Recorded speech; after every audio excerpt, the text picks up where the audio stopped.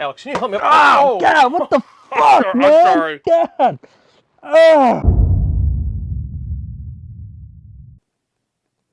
All right, today we are continuing the Star Trek journey more than halfway through TNG. And I hope everything just slows down, gets even better, and we just a good time. Yeah, at this point, it's like I can't even say like streaks or anything like that because the show has just been so consistently good this season that every time I'm just hoping to not have a stinker. We haven't had something terrible, so I hope that's not the case today. We're approaching Starbase 313, where we will pick up a shipment of scientific equipment. During the journey, we will be hosting a special guest. Sarek? Someone is coming on board just to see the engine modifications you've made. Who, Captain? The senior design engineer at the Theoretical Propulsion Group, Dr. Leah Brahms. Oh. Oh, no. This is terrific. It is? Well, I mean, I've studied her schematics for years. Schematics. Hope there's a hard cut of him running towards the holodeck to delete his history. I mean, how do you think he'll take it? Because he didn't seem embarrassed or anything. Do you think he'll, like, go to delete it or be like, whoa, look at this? Oh, it's Guinan. Guinan's here. Remember, he's gained his Riz since that happened. That's true. The computer, well, it gave me an image of the engine, but it also created this hologram of the designer, Dr. Leah Brahms. It created?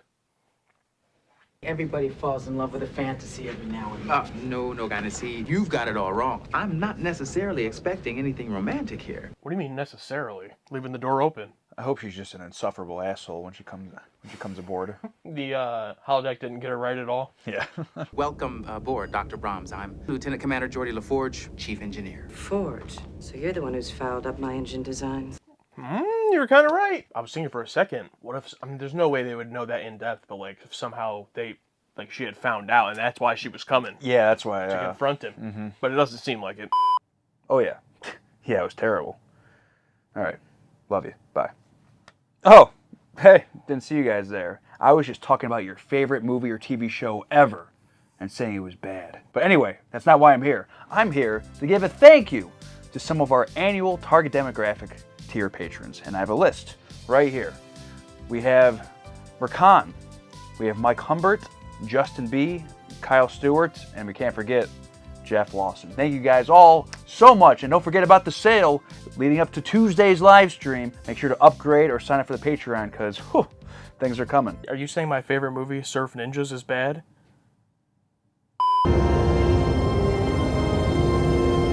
Wait, how about an early Guinan appearance? Show up before the hook. That's probably all she's going to be in, too. I simply determined my own schedule based on observation and experience. Is that going to be your only defense, Commander?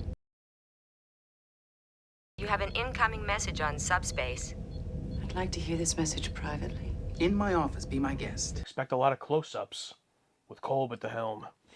I am picking up some unusual readings in the Alpha Omicron system. All I am able to discern is that it is an asymmetrical field of intense energy. Where's Picard? That's a good question. It is a mass of plasma energy contained within discrete boundaries by an outer covering of silicates, actinides, and carbonaceous chondrites. Ah, yes, of course. There he is, by the way. Any records of similar phenomena in Starfleet listings? No, sir. This has never been seen before. That's what Picard loves to hear. Yeah. Keep us a relative distance of 10 kilometers from the object. Alert science stations to stand by. Tell them to coordinate all efforts with Commander David. Aye, sir. Worf doesn't like something about this. Doesn't like anything. Who did this? You remember the crystal's been reoriented to adjust the direction of the lattice structure. Remember? Why would I remember? Rough start. The ship was experiencing some difficulty, and we made this adjustment hoping that it would work. So it was your idea? Not exclusively, no. I need to know who you worked with on this. This modification was due to be introduced In the next class starship. Yes. Just say you studied their work. How did you know that? I didn't. Listen, Doctor, sometimes we have to fly by the seat of our pants out here, so it stands to reason that once in a while we're gonna come up with the same solutions you do. Why don't you act more sus, Geordie? All that confidence from that episode is just gone. Well, at least he's talking to her and everything, no problem. That's true. So why don't we get together later? Plan out our agenda for the next day or two? What it is we want to accomplish here? Maybe even get to know each other a little bit. It might make this easier. Maybe you're right. How about my quarters? Pushing it. Pushing it. Maybe even have a bite to eat. I make a great fungeeli. I love funchili. Oh. Is that right? Has to pick like her favorite food. That of course he figured that out as well. Oh, no, that's right. You're being way too obvious, man. Prepare to launch 3 level 5 probes. Ensign, aft thrusters. Standard observational posture. Level 5 probe. Woo! You're curious about it. It has a perfect right to be curious about us. Shoot him! Not easy. I don't want to alarm or provoke it. Looks pretty good. It does, yeah. Oh.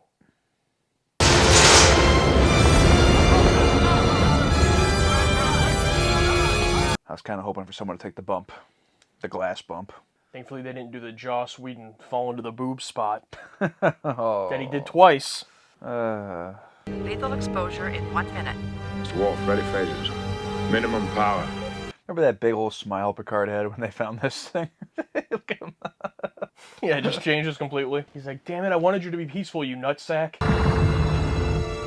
Radiation levels dropping back to normal, Captain. It's like a mouth guard. Radiation signature is no longer stable. A retainer. Energy output is negligible, Oh, sir. he just killed it. Radiation patterns no longer coherent. And they had to defend themselves. I believe it is dead, sir. Oh, it's going to eat Picard alive. Even if it was trying to kill him, it's still going to eat him alive. Especially if it's like the only one of its kind. Yeah. Oh man, look at the size comparison there. I didn't realize. Captain, everything you did was consistent with established Starfleet procedures. Thank you, Troy. That wasn't sarcastic either. Genuine. It's not good enough for Picard. Sensors are picking up a new energy reading from the life form. Oh? He said, I'm better than Starfleet procedure.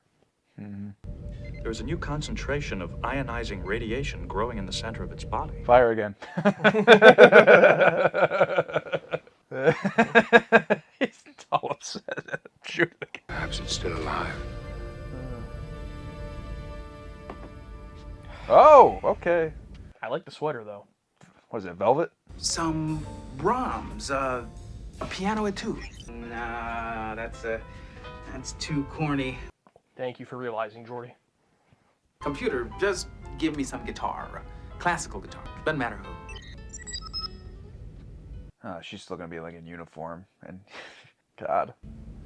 Come on in. Yep.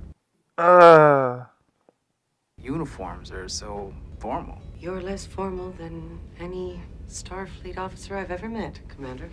Let me know what happens. I can't watch this. Your hair, it's different. Different than what, Jordy? Different than a few hours ago? Oh my God. Sometimes I feel more comfortable with engine schematics than people. Maybe you just haven't met the right people. Nice. I'll meet with you at 0800 tomorrow. I'm preparing a list of discrepancies that I've identified in your modifications. I hope you'll be prepared to discuss them with me in a more objective fashion. Sure, fine. God. Now, do you think he got zoned there? Or do you think she started to catch feelings, so she's like, I should get out of here before I do something? Bro got zoned. Radiation signature is similar to the original pattern, but with significant differences. I believe it is separate and self-contained within the body of the dead life form. Another entity. Yes, sir. So it's pregnant, but yet the fetus is still alive, Yes. even though the host is dead. I'd say that the offspring is still premature. Otherwise, it would be able to break through the outer body shell of the parent. Really? If we were in sick bay, I'd try a cesarean section. Thing's huge. The first priority is to free it from the body of the parent. We could use our phasers as a scalpel. That might work. Worf's not I buying. advise against this, Captain. The parent proved to be a threat to the ship. We do not know how the offspring will react. True. Your objection is noted, Mr. Worf. We are directly responsible for the death of the parent. Doctor, we will proceed at your discretion. Worf's like, damn it! Why do you invite me to these meetings? Yeah, you say it's noted, but I don't really feel seen. You know how many times I've been fucking noted? One of your Worf swear. You realize the only way to inspect them is to crawl inside. I designed them, Commander. I know what's involved. What if Geordi was still wearing his casual clothes here the next day? Casual Friday. Here we go. Oh, they gotta do Die Hard. Watch yourself. Oh, look at those outfits. Must be anti-radiation. There seems to be something a little peculiar about your attitude. You seem to know things about me. To be fair, you are a famous engineer, but... And all your logs are public. I've studied you. Your writings, your Starfleet file. I've admired you. You know, your work. We had a problem with the ship. We studied your stuff to fix it. Boom, done. I don't think it was just that, man. I really wanted to meet you for a long time. I think he's probably been seeing her since then. Oh, really? But I'm assuming. I thought you knew, but Commander, if I'm hearing what I think I'm hearing, that I'm married.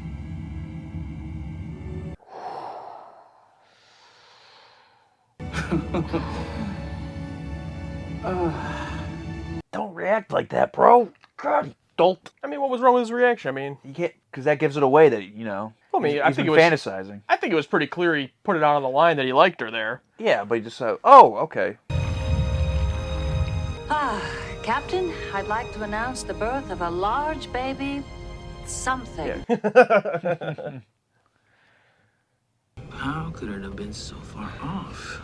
It was based on every piece of information on record about Leah Brown. God. You thought it was her? No, I thought she wasn't going to be in the rest of the episode. Oh, I thought it was going to be Brahms. What'd you say? Maybe it was your old visor. What are you talking about? Well, the one you wore when you were on the holodeck with her. It's the same visor. Really? Well, I figured it was probably the one that lets you see what you want to see. Oh! Woo! You're done, dude. I think she was like taking pleasure in that, just like, because she knew what she was going to say. She's like, that was, your old visor. Yeah. Oh, she was reveling in that. It might be wise to put some distance between us before we initiate warp drive. Very well. 500 kPa, Jensen. Engage.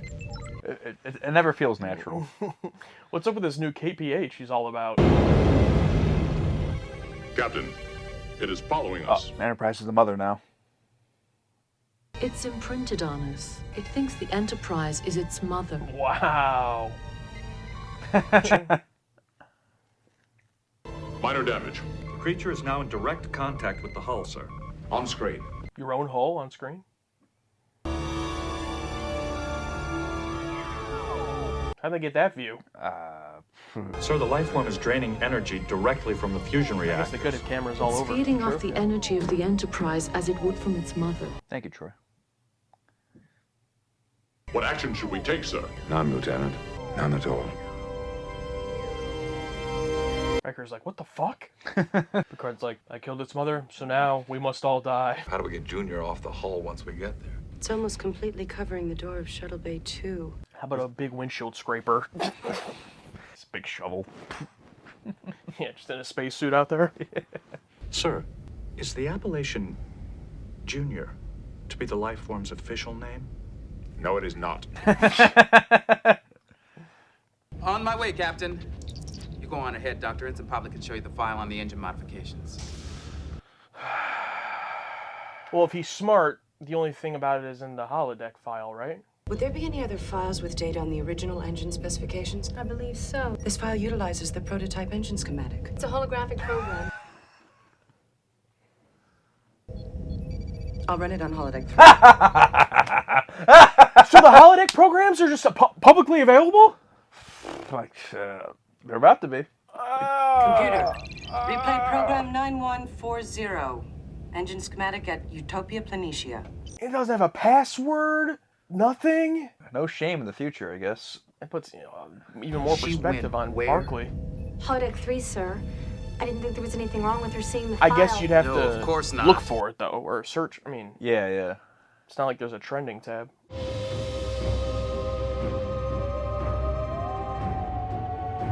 Raise it up and make it move. Oh, sorry.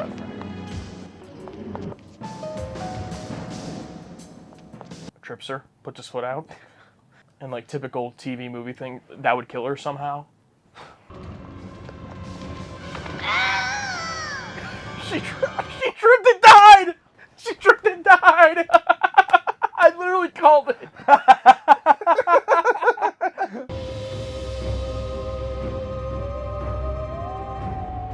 Oh no! Every time you look at this engine, you're looking at me. Split screen shot. Yeah. Every time you touch it, it's me. Computer freeze program. Like I knew this was gonna happen, but I didn't think it'd be this way. Yeah. And now I find Nice. that it's all about a fantasy plaything. It's not like that. How dare you use me like this? How far did it go anyway? Was it good for you? It was a professional collaboration. Oh. Every time you're touching the engine, you're touching me, real professional. We were working together to solve a problem in a crisis situation. Yeah, that's what you said. How many other programs did you create? Perhaps dozens of them, one for every day of the week, one for every mood. All right, look. I've tried to get along with you, and in return, you accused, tried, and convicted me without even bothering to hear my side of it? I'm guilty of a terrible crime, Doctor. I offered you friendship. and you spat in my face, Spider-Man. Oh yeah, Jesus. I mean, I don't know. I mean, first of all, great acting there from LeVar Burton, but Oh yeah. I'm not fully on his side there, but we'll talk about that later. Yeah, you're not going to tell her about the kiss that Yeah. It's funny how she had a crazy reaction, but Troy, the emotional one, didn't really have a reaction at all to Broccoli's whole thing. Miss LaForge, are you ready to separate our guest from the hull? Ready, Captain. Proceed. Oh yeah. I am deactivating the atmospheric force field now.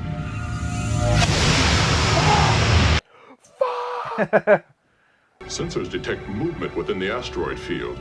Bearing 257, Mark 161. Gonna be a whole field of them.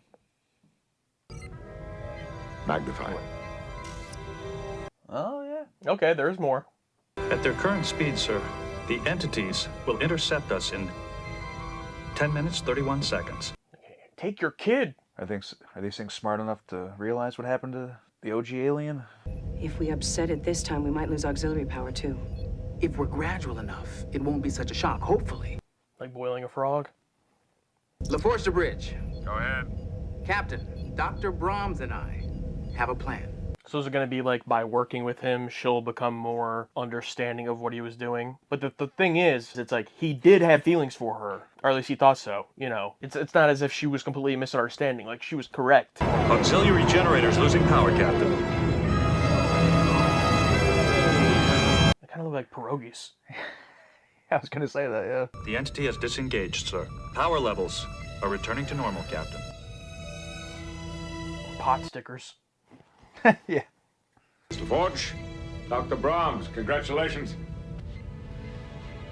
You weaned the baby. Good work. You too. All right, what's going to happen? I admit it, I did get a little attached to that lady in the holiday. Oh, okay. Well, I really owe you an apology. I should have told you straight out. Well, if you had, then I never would have had a chance to see the look on your face when you walked in on me. There is an incoming message on subspace for Dr. Brahms. Acknowledge, Worf. LaForge out. My husband. is he also a doctor, Dr. Brahms, or is it Mr. Brahms? What does he do? Or is it the boy, Brahms? And credits. Come on. And on the scene, my husband, his name is Brahms, the boy too.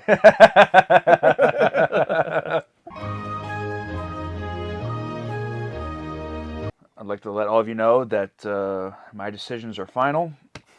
I will not be changing my answer until I forget what I originally gave this months from now, or weeks from now. We'll see. But this is what I have. Oh, a B, huh? What'd you write? Because Guinan. Because Guinan. Smiley face. Well, this wasn't one of my favorite episodes or anything, but I thought it was a banger! A deadly encounter with a strange life form. It is moving directly toward the ship. Evasive maneuvers. And suddenly the Enterprise becomes its prey. Whenever we try, Junior responds by sucking up more energy. Now the crew's trapped in its death grip. How long before the power drain becomes critical, Miss LaForge? Captain, just a little more time. 30 seconds to intercept. Red alert! All decks go to emergency level 7. Alien Crisis on the next exciting episode of Star Trek: The Next Generation. So we both gave Galaxy's Child a B, and I want to point out right away, let's talk about the B plot, because I thought the balance of this A and B plot was chef's kiss. It gave the focus to the A plot, which in my opinion is Geordi and Brahms, but that B story, it was good. It was interesting. It wasn't, it wasn't as generic as some of them we've seen of just get out of here. It was like, oh, I was actually interested. Like, what is this creature? How are they going to solve this with the baby latched on like a parasite, or nursing? But it didn't distract or take away too much. And then at the end, it helps the A story when they have to come together. This is like the perfect, to me, A-B balance. Now, that wasn't enough to make it like a favorite for me, but that's what I really appreciated most about this. It definitely perfected and executed that formula pretty well, where the B plot ties in to resolve the A plot, similar to the broccoli episode. We're like, okay, that makes sense. And we got to give a shout out to 2 returners in this episode. One, we got Winrick Colby coming back to direct. First episode of season 4 so far, and God, that close-up of Picard. Classic Winrick, right? Close-ups. And 2 is, you probably have her name memorized because you're good with that. Susan Gibney is Dr. Leah Brahms, giving basically a third iteration performance of her character. Because basically pulling a Brent Spiner, because we've seen 2. We've seen emotionless Leah Brahms in that one episode, and then we get, affectionate Leah Brahms in the holodeck. And in this one, we get the real Leah Brahms. And overall, it's a pretty good episode. Just a B, though. Not, it was getting close to a C, because it was pretty much following a classic Star Trek formula. But the stuff with Guinan, ending on the scene, great dialogue and chemistry and performances between Geordi and Susan. It just, that's why I had the tip and scale, the gimmick I stole from you last time. Because, yeah. Yeah, I think the scene in the holodeck where Dr. Brahms finds the holodeck program and confronts Geordi, I think that is probably LeVar Burton's best scene thus far in the series.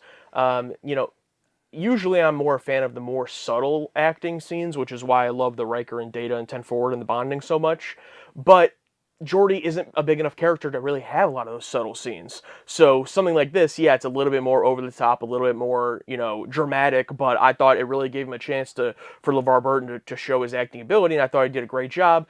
Now, inside of the universe, I don't really agree with him. Like, I think that Dr. Brahms is mostly correct, and in the way that she felt, and apologizing to Geordi later on felt kind of weird. We're going to talk about that very in-depth over on the Patreon, but we could talk about it a little bit here. What did you think about that whole thing? We knew eventually she would find out. It would have been really weird if she just never found out. We knew she'd find out. How do you think about how they executed that and how it wrapped up? It was like that impending doom. Like, I always think of a terrible example, but Deadpool, where Deadpool is on the Zamboni chasing someone down, and the guy's like stuck in the ice, and he's just slowly gonna kill this person on the Zamboni. But it's like you're just watching it happen. It's like it's gonna happen eventually, and that you knew that scene, that confrontation was gonna happen, and you were wondering how they're gonna do it. It's like she has to find out, right?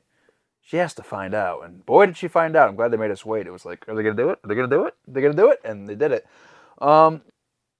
Yeah, I totally empathize with Leigh Brahms freaking out about that, and like, oh my God, you have this whole AI thing of me. I mean, I get it. Like all my research, my paper, journals, whatever, my profile is public knowledge. But to create this AI fantasy, and the fact that Jory didn't even tell her, that hey, we shared an intimate kiss, and then for her to apologize and Geordi not to let that slip or even acknowledge it, just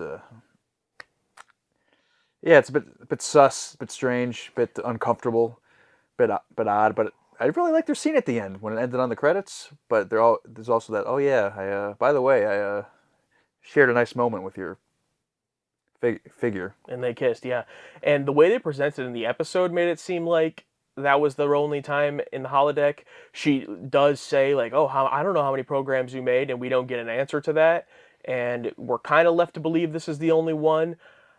I don't really buy that. Like, he has access to it. Whether it was that same program or he created another, why would he not return unless, like, he's completely over her, which obviously isn't the case based on this episode. So, I don't know. That's interesting to me. I guess what caught me off guard about it is that, it could have been the case that Geordi admitted it to her eventually or showed her eventually, and she could have had the same reaction.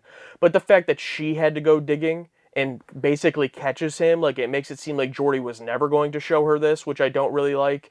And then him to immediately try to make himself more the victim, it just came off like, and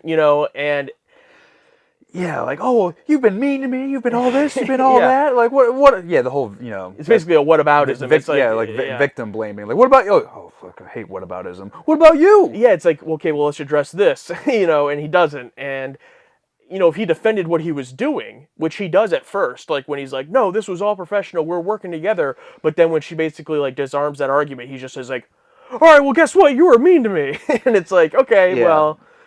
To counter that, it's... And outside of the universe, it's a much better scene than computer. Oh yeah, this is 100%. This is 100% a better episode than Booby Trap for sure. You need Booby Trap to get this, but yeah, definitely a better one. They kill off Kalar. Why couldn't they kill off Brahms? Geordi gets special treatment. Big guest star comes back. Oh yeah, interesting. I didn't even think about that. But I don't think we're ever going to see her again though. So. I could be wrong. I could be wrong. I mean, I don't know. It's Data and Worf recently. I guess Riker too. Not after the last episode, no, but Worf, man. Just right on the sidelines. They had his trauma for the season, so. No, I'm hoping they're cooking up another one, but right now it's like, geez. And Data too, you're right. Yeah, Data's been sidelined for a little while, since Data's day. I think Michael Dorn is just act, because he knows he's not getting anything, he tries to get in his stuff during his one line. Like, my favorite is when they're talking about the creature and Worf's just like... yeah. It's like, the first creature attacked us, why wouldn't this one? Noted, Mr. Worf. And then that's it. And then also in Clues, like, I wonder if it was noted by someone on set, like, hey, when you wake up, make sure to sell your... Or did Michael Dorn do that on his own because he read the whole script? In my headcanon, Michael Dorn's the man, and like, oh yeah, I would be selling my wrist. And in my headcanon, he sounds like that outside of character too. That's his real voice, yeah. Yeah. I just think he sounds like Battle Beast in real life. But yeah, even the one scene too, when they're on the bridge, there's one point where he's so angry while they're saying he's not even like pressing the buttons. He's just standing there like looking angry. yeah. There's another funny scene in the beginning when Picard's first on the bridge, because at first he's not there, because he's in his ready room and tells Geordi, oh, Brahms is coming over. Like, there's a scene where it's like you can tell they were waiting for action, because like Riker and Worf are just staring at each other.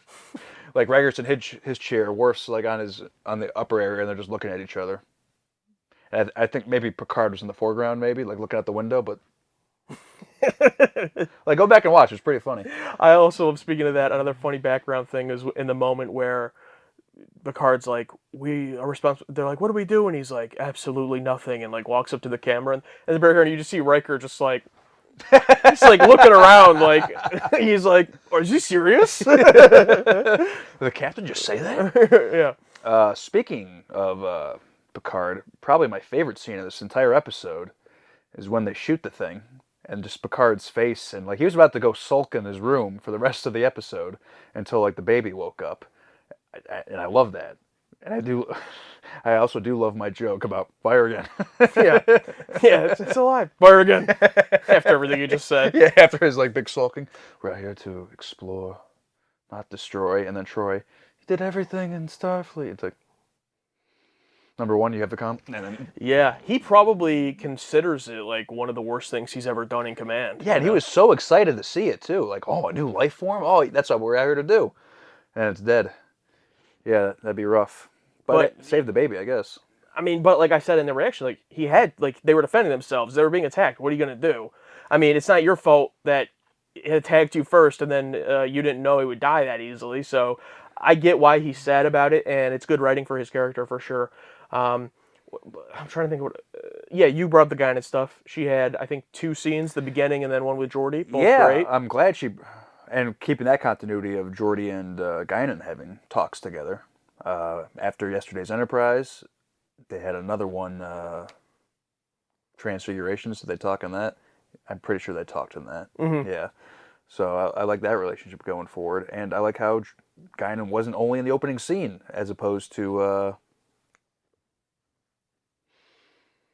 was it Clues? Yeah, Clues when she was in the holodeck. Yeah. Clues, yeah. Yeah, just great, and just totally just, oh, you must have been looking with your other visor, huh?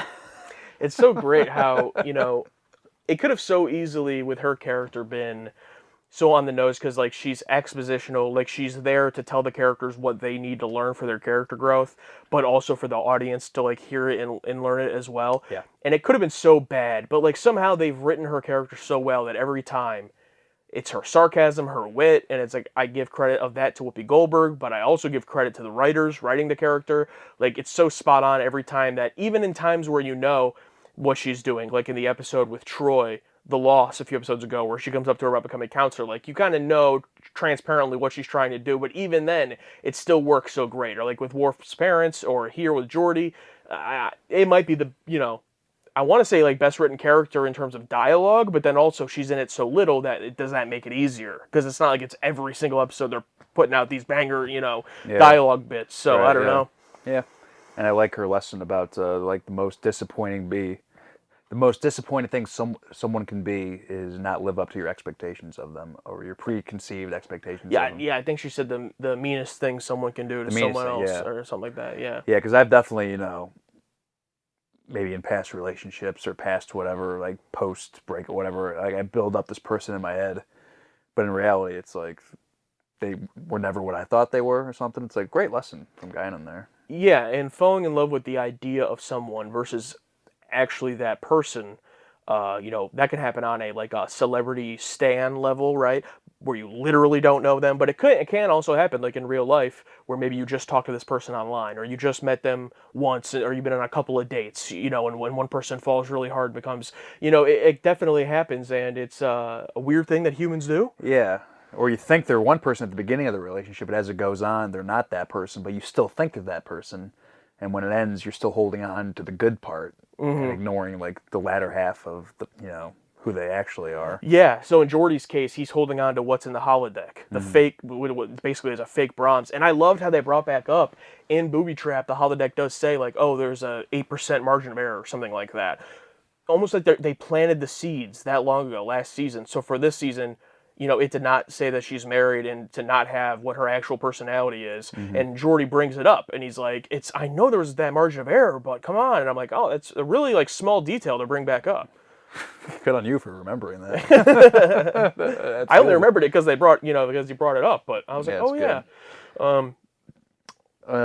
So we have the pierogi monster, or not pierogi, not monster. We have the pierogi nope alien species. Pot sticker, yeah. Pot sticker, yeah. Some very neat shots of the Enterprise, or neat, like the usual, like coming back from commercial. It's funny just to see this thing riding the back of it. Yeah, on the whole, yeah. And the camera view on screen, they just have like, I don't know, a camera out in space always trailing them.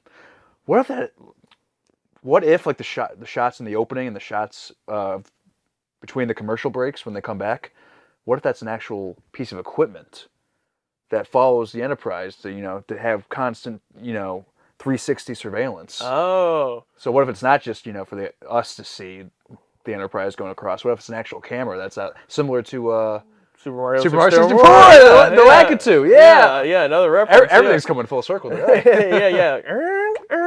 When you turn it around. Yeah, it could very well be. And it was interesting seeing a shot of the hull on the view screen. Maybe someone can explain how physically that would work, but my guess is they just have those cameras everywhere. So yeah, I'm going to envision that now, almost like drone-type cameras just surrounding the Enterprise. I'm going to picture the Lakitu out there with the video camera. And Picard has the C buttons on his chair.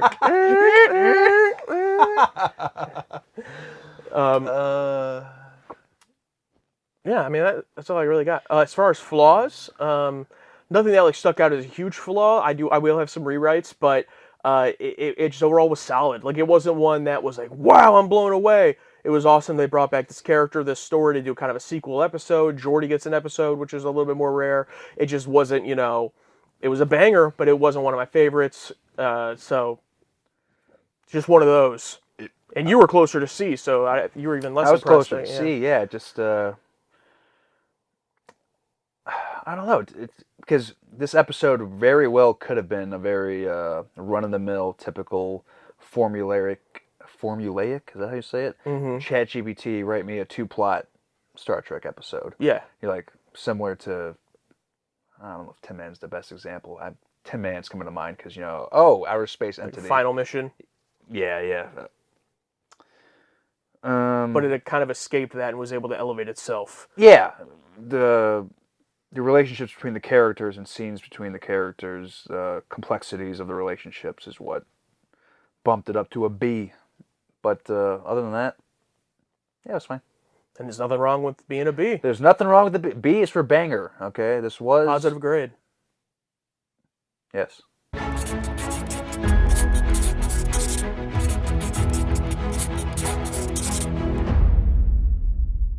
When Geordi walks into the holodeck and sees Brahms and fake Brahms, it'd be really funny if there was also a fake Geordi, like the whole thing was recorded, and sees the kiss. And then there's the dual performance of fake Geordi talking to fake Brahms and real Brahms and Geordi, and like dual conversation. Like in the background, they're like lovingly talking, but in the foreground, they're like yelling at each other or something. I think that'd be a fun juxtaposition or fun visual, like the fake relationship playing off like, oh, this is great, and then them yelling at each other. I think it would have been awesome and hilarious if basically the same thing in terms of it getting revealed in the holodeck where Dr. Brahms finds it and then confronts Geordi, still has the same reaction. But then I felt the only way you're going to give Geordi any kind of justification there, if turns out, because Dr. Brahms was coming to the Enterprise to check this out, it actually turns out she admits she did the same thing in her holodeck with Geordi.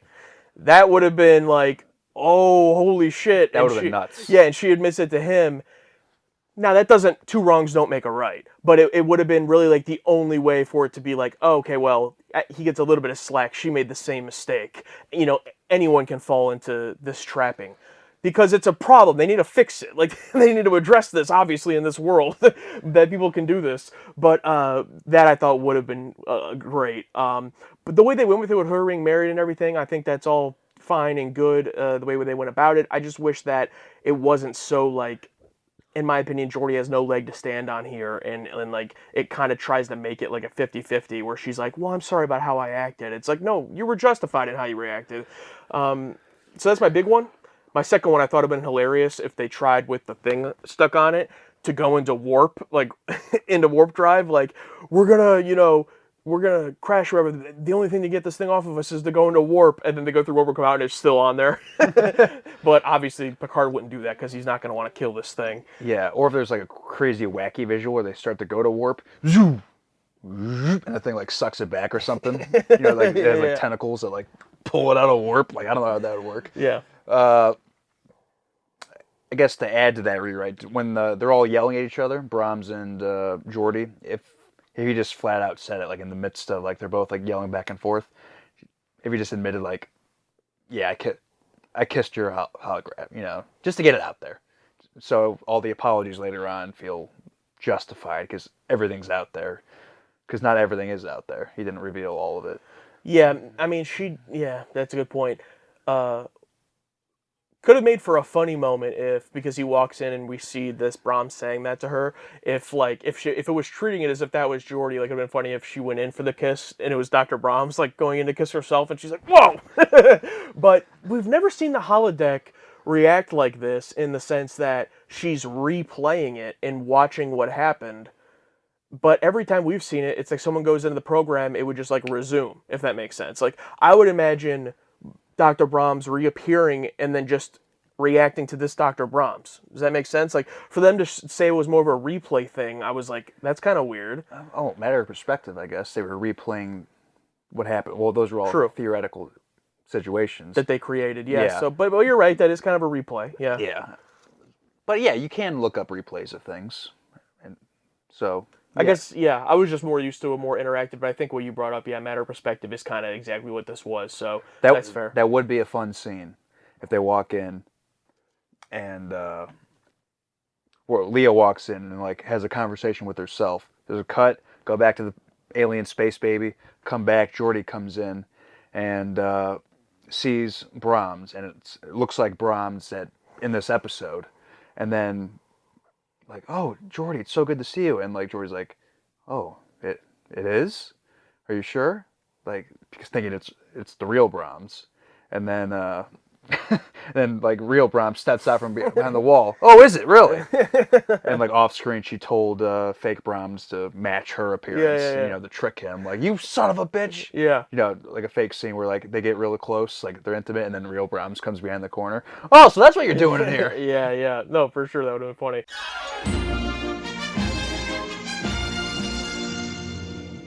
Okay, so this is very interesting. I think this is maybe one of the most interesting we've had thus far this season for the Patron Takes, because overall, they graded a B.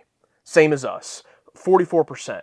But there are E votes, and I still have to go back and look. I said last episode I'd go back and look, but there's 2% E votes, which isn't a lot, obviously, but there are E votes, and 10% D.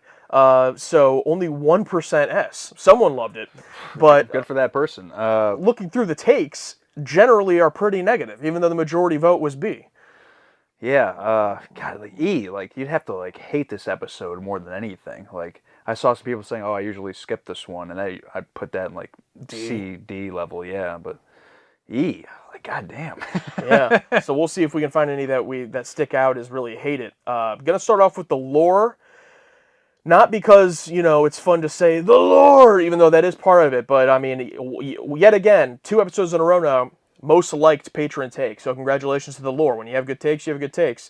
And he just says, Geordi, not your finest hour, bro. And I think that's pretty agreeable. Yeah, I will agree. Not, God. They just keep elevating that character, the cringe lord. All right, this one's from Alan. Pretty sure Geordi is on some kind of holodeck misuse register after this episode. Yeah, him and his subordinate Broccoli both, I think. There's got to be some... Is it a thing? Like, I get it. I think the Enterprise has the most elite type of holodeck. I don't think like every ship or every house in the world has one of these, obviously. I mean, replicators are just now becoming more regular, or have been regular for, 100 years or something. But yeah, this is a problem, man. Like, this is what ChatGPT could become, or AI generators, AI in general, yeah. Yeah, I mean, when AI mixes with VR and AR, but I think we're still probably a few decades away from that. But who knows? Yeah, but also it depends, because there's ways around it. But like, I'll ask ChatGPT generate an image of Captain Picard fighting a dragon. Be like, oh, due to content policy, I can't do this. All right. Generate an image of Worf as the tribal chief in WWE. You know how many Worf images I've made in ChatGPT? Like, I've sent you some of them. Like, yeah, they're all nude too. It's weird. like Captain Picard's like, oh, we can't do that, but Worf, I can generate 1 million images of Worf doing anything. Yeah, maybe because he's not like a main character, if they don't catch it as much. Oh yeah, it's weird. Maybe, yeah. It's like some characters slip right by, and then some are like, whoa, Who do you think, though, was the bigger glazer? The Dr. Brahms in the holodeck to Geordi, or the Notebook LM talking about our channel? Unfortunately, I gotta say Notebook LM. This one's from Joe Concepts. So very awkward. After we thought Geordi had some progress with his character, the writers revert back to this embarrassing display, and you get that weird feeling that we're supposed to be on Geordi's side because Brahms isn't nice at first, and then when Geordi gets mad because she gets mad over her simulation, only the story with the space creature saves this one for me. That's exactly how I felt. It was like it portrayed it as if we're supposed to agree with Geordi, and I'm like, Dude, no. I will say in defense of Jordy, though, I did think he had some more charisma in this one. He still has some game from Transfigurations. I mean, the whole dinner and everything, I thought he did all right. The velvet sweater, yeah, I love that whole thing. It was a tough watch, especially when Browns wasn't reciprocating. But like, if he could just dial it back, like a little more smooth, like instead of saying, "Oh, your favorite food," Yeah. I mean, he didn't say your favorite food. Like, I don't know what funguli is, but like, I don't know. I was thinking like making some pasta, like I don't know, some sort of spaghetti, funguli, and maybe she goes, "Funguli, I love funguli." You know, gaslight her into thinking, you know, that I don't know about this. It's like you need more better strategies, buddy. All right, this one's from Philip. We were wondering who voted E, and we found him. Voted E. I really don't like this episode. Geordi acted like a creep from the start. He felt entitled to Brahm's friendship and obviously hoped for more, and acted offended when she wasn't interested, seemingly not understanding that she doesn't owe him anything. I offered you my friendship. So what? You offered. She rejected. Grow up, Geordi. I offered you friendship. You spat in my face. Yeah. Yeah, it all, yeah, we've all been there, right? You got to move on. You got to move on, Captain America. Yeah. Got to move on. But what's interesting about stuff like this is like, okay, so Philip, you didn't like how Geordi obviously acted in the episode, but voting it E based on that, like, is that because you think it's a, character assassination in the writing? Oh, or is it, because it's just interesting to me when people are like, oh, Geordi's a creep, E, and it's like, well, but did you enjoy watching the episode? Like, it's interesting to me that's maybe there's other stuff you didn't like, but how do you feel about the other stuff in the episode? And like, or even for me, even if there's something I really don't like, and like we rewrite shit all the time, right? So the stuff we pick at all the time, but I think like overall the enjoyment of the episode is more so like it has to be irredeemably like I never want to watch this again. As to where this made me feel awkward, absolutely, but it was interesting enough. There was enough character dynamics that I would definitely watch it again. Yeah, show definitely did its job, or what I think it was intending to do with the awkwardness and cringiness to where, similar to like a good Office episode or any good awkward drama comedy, just where like, I can't look at you. I can't look at the screen. Yeah, exactly. This one's from Rajneel Singh. I'm not going to read the whole thing because it's long, but basically he's saying, despite laboring under the typical A/B storyline format, this one gets big points for answering a lot of questions from the problematic booby trap storyline. And then he goes on to talk about how basically it's impressive because the show was made in the early 90s, so they didn't exactly know how to deal with this issue, but they kind of tried, although it comes off sloppy with the way Geordi acts. It's still impressive for the 90s. And what do you think about that argument? Yeah, like I don't know if they were aware of the cusp or the magnitude of what this was going to turn into or what it could turn into. I mean, what internet was made in 87, 88? Yeah, right? it was not a huge thing. Yeah, so what now? People are just talking on dial-up on message boards? Probably, maybe not. Probably not even 91. Probably not even really that common. Yeah, I'm not sure. Someone out there can tell us, but yeah, no, I mean it's a very progressive show, and some TV shows get it right, or movies get it right, and some get it wrong. But and the whole like privacy detail, it's like they tried, but like I don't know if they really sat down and thought about like how crazy of a situation this is and how it's going to turn into something. This one's from Jovette. I, for one, still look forward to trying her funguli. Yeah, we never got to actually see what it was or them eat it because she just rudely left. Yeah, it's like, God, he couldn't have just. He was going to labor making that dinner for her by going to that replicator and saying, 2 plates of funguli, please. Yeah, I don't remember if he actually cooked it or if it was the replicator, but yeah, I mean, she knows he invited her for dinner and then leaves, like right after getting there. Yeah, to be fair, he didn't start cooking it yet, so maybe he did him a favor instead of him cooking it and then serving the plates and then leaving. But then why'd she accept and why'd she go there? I don't know, whatever. Well, when she walked in, she wasn't expecting to see suave velvet sweater Geordi. Fair. It'd be funny if he had like a leisure visor. You know what I mean? Yeah. That looked like sunglasses or something. Yeah. Or like it had like the top and like bottom frames of the sunglasses, but the middle was still like the same visor. Yeah. Yeah. That was the one part where I was somewhat on Geordi's side, not in like a romantic level, but just like, that's kind of rude. But at the same time, yeah, if you agree to something and show up and it makes you uncomfortable, you have every right to leave. But I didn't get that vibe that she was uncomfortable. It was just more so like, the scene's over. So it was kind of weird. Yeah, but shut his ass down. And this one is from Kevin H. Not that it would have salvaged the whole episode, but it feels like a missed opportunity to not have Barkley show up.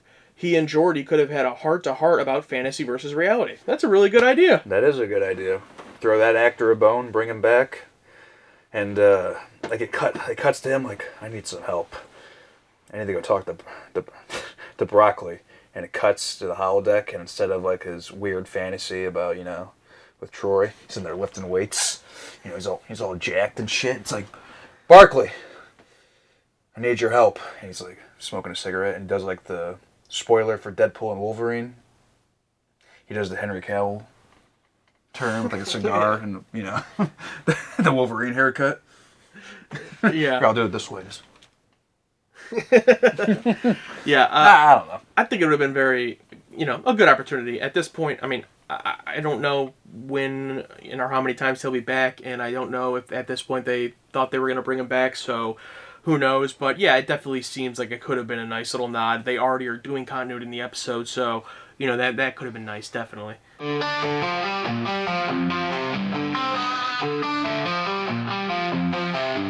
Another TNG episode, now in the books. Did TA hate it, or did they get hooked? Will they ever get it? We may never know. TNG season 4, let's go! Warp speed, engage, engage. Warp speed, engage, engage. Warp speed, engage, engage. Warp speed, let's go! Talking over dialogue, laughing at odd times. You may get bothered, but TA feels sublime. They tear into your favorites, they love ones you hate. Yet you can't get enough of the reactions they make. They pause for big moments and make clever jabs. One half of the scene they will always yap. They've been at this for years with many more to come. Join this journey, set your phaser to stun. Warp speed, engage, engage. Warp speed, engage, engage. Warp speed, engage, engage. Warp speed, let's go, let's go.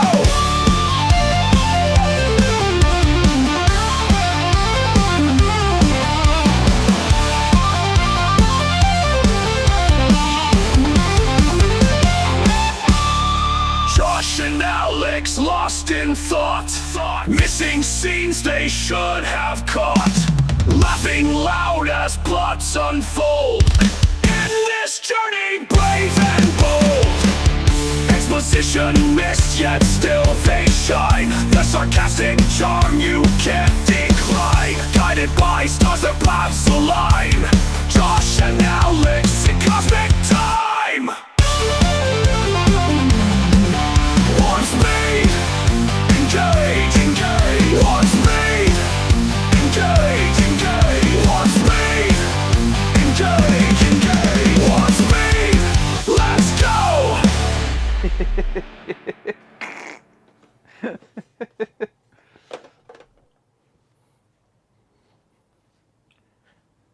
Cut, print, perfect.